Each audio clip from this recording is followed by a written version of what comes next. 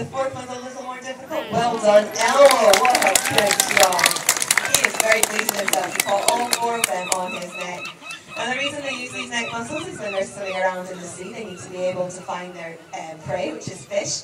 Now, we don't have any fish swimming around in our pool, so what we have to do is we have to ask Elmo if he would like to go into the water and encourage him to use his neck muscles in the water. Now, he's going to have to tread water and look at where Alex is throwing these hoops as well as catching them. So you can see he is doing a fantastic job. Well done. And the last one, Elmo? All four of them. Well done. And he's going to bring them back to Alex. Well done, Elmo. That's it. So if he's swimming around in his in the wild, in his natural environment, he can look for fish using his neck muscles. Another thing that is associated with sea lions is actually balancing a ball on their noses. This is actually a very difficult behaviour for sea lions to learn. They have to use their whiskers, which are very sensitive, in order to judge where the ball is moving. Now, if you watch Elmo here, he can balance that ball really well. Some sea lions actually never manage to learn this behaviour as it is so difficult. But those of you at the front in particular might be able to see that it's actually Elmo's eyes that is watching Alex and his whiskers that are determining where the ball is and keeping them balanced on his nose.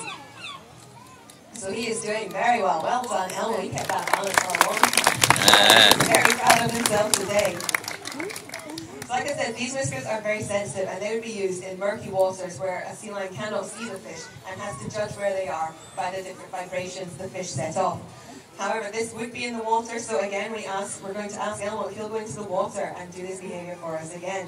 There he goes. He's gone to get that ball and he's bringing it back to Alex. Again, it's his very sensitive whiskers judging exactly where the ball is, and he's using his eyes to try and find the beach, walk up it and back to his rock. And then he'll keep his eyes locked on Alex, waiting for the command that he can give the ball back. There it is. Well done, Elmo. What a superb job that was. Now, sea lions are very good predators and they go out and catch fish in the wild. However, they do have predators of their own.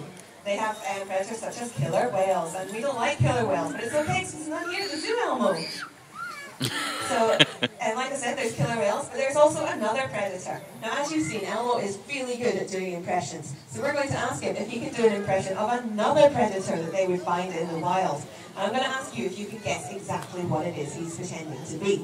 I'll give you a clue. If you watch his front flipper there, it would give you a clue there. It could be a killer whale, but it could be something else. So after three, can you shout out what you think it is?